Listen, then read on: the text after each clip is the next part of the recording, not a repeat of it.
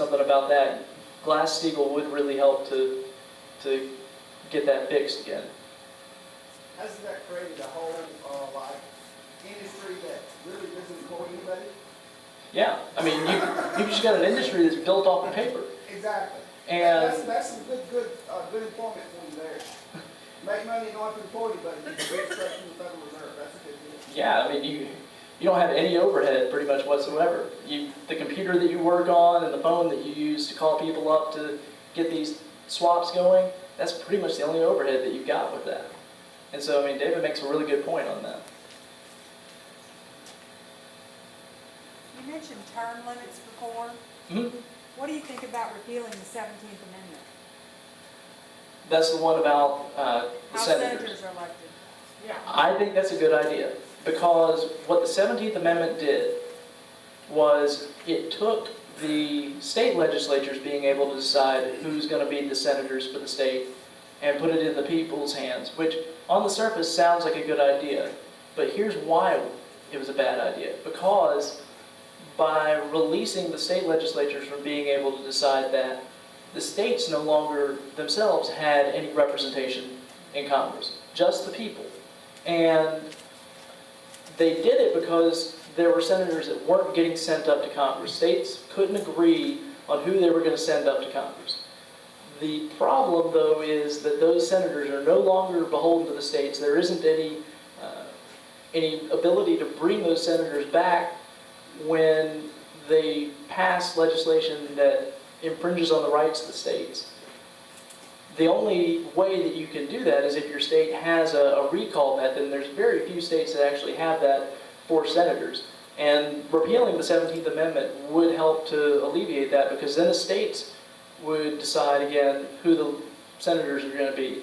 And I know there are a lot of people who are concerned that, well, then you're just going to have people who've spent their whole lives in politics getting into the Senate. Well, I got news for you people. We already have people who are spending their whole lives in politics getting up into the Senate. So that's not going to really change that much. But it would allow the states to be able to say, you want to vote for that piece of legislation that would take away our rights, that would cost us, billions and billions of dollars? No. You pass that law, we're going to bring you home and put somebody else up there who won't pass it. Because we have our representation. We have it in the House of Representatives. The states need to have their representation back in the Senate. And repealing the 17th Amendment would take care of that. Would you lead that charge? I would. In fact, one of the things that I talked about very early on, and I've kind of, I wouldn't say backed away from it, I just haven't been talking about it as much lately, is the fact that we need to get rid of the 17th Amendment. Because even if you put the right kind of people up there, they don't have any accountability for 6 years. If you take the 17th Amendment away, that accountability comes back again, because the states can actually say, we're going to bring you home if you do something that's repugnant to our state's constitution, that's repugnant to our laws, and gets into an area that the federal government shouldn't be getting into. Thank you. Tim, getting back on something you said earlier about people not wanting to waste their vote. Vote for you is not necessarily a waste of vote, whether you win or lose. Years ago, Gus Hall used to run every 4 years on the Communist Party USA ticket. And sometimes in the 50s, he didn't run. He was asked, why aren't you running? He said, I don't need to. The Democratic Party has accepted my platform. Yeah. And now we know the Republican Party has accepted it too. Yeah. What was your question there? Or did you have one? Oh. Whether you win or lose is not the important thing. Is somebody, you and other folks, have got to start putting some principles out there for people to think about, instead of the horse race of who's ahead and who's behind. Yeah, and having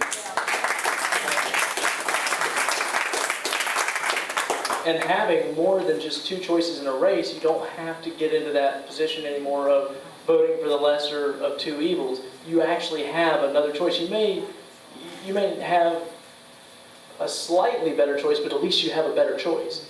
And I'm not perfect. I don't claim to be perfect. But I'm willing to admit to the mistakes that I've made, and I'm willing to learn from them. And most importantly, I'm like one of y'all. I work for a living. I'm not a lawyer. I'm not an accountant. I work for a phone company. I do tech support there. And so I know what it means to have to look at your checkbook and go, well, I don't know if I've got the money to be able to get groceries this week. I think I may have to kind of tighten my belt up a little bit. And I think that's one of the things we need back in Congress, is somebody who understands that that money that they're using to pay for all these pork barrel programs, this bridge to nowhere, Obamacare, whatever you want to spend it on up there, that money's coming from somewhere, and it's coming from hardworking Americans like you and me, who we don't want that money going up there. We want to be able to spend it on the things back here. We want to be able to use it to grow our retirements. We want to use it to invest in businesses here in the state. We want to use it to make sure that if we were to lose our job, we have some money to kind of bridge us between when we lose that job till when we can find the next one. And that by having a Congress that's going to continually tax and spend, eventually they're going to run out of other people's money. And so we need people up there, or even just people running, like you were saying, who embrace those principles of a small federal government to the point where eventually it's going to sink in. People are going to listen. People are going to actually start putting it into place. Whether or not they're a libertarian doesn't really matter to me. You just got to have small federal government, constitutionally minded people up there who are going to actually lead from a position of strength, from a position of principle, rather than what they can do for themselves in their own political careers. My point was, I hope you win, but you don't. You hadn't wasted your time or ours. And thank you for saying that. That's one of the things I think about a lot with this campaign is, are people really listening? Are people really hearing what I'm saying? And is it really sinking in? And hearing things like that really helps to make me feel a lot better that, I know what I'm saying is the truth. I know what we need is more freedom and more liberty. We need our freedoms back, really. And hearing people say that, hey, Tim, I agree with what you're saying. We need our freedoms back. That's something that encourages me more than you would know, because, it's an uphill battle trying to go against the political establishment, because they don't want to get out of office. Their power is maintained even when they're flopping back and forth between both parties. But if we get people with principle, one of the things that kind of kept me from campaigning real heavily before the primary was I was hoping to see Joe actually come out of the primary, because me and Joe are friends, and we think a lot alike on our platform, on our principles, and that by getting Joe in the race after the primary, at least we would have 2 out of 3 people who were principled candidates running for office instead of 1 out of 3. And I can't really speak to the Reform Party candidate because she's nowhere to be found. But on the 3 that are campaigning and are out there, I'm the only one left that's principled, who's a conservative, who's constitutionally minded.